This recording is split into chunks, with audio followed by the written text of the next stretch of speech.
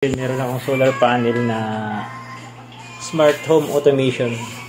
So, try natin. Yan.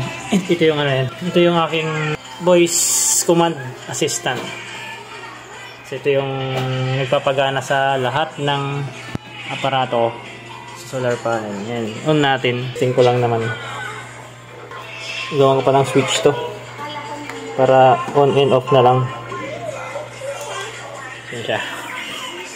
Automation activated. Yun o, nagsasalita siya. Solar panel system na automation siya. Ngayon, papalawakin na lang natin to para sa mga ilaw or ibang appliances. Try natin. Hey Lara. I am here. Battery on. Battery turned on. Yun o, nag-on na siya. Solar panel on. Solar panel turned on. Okay, santayin natin na magkaroon ng icon dito.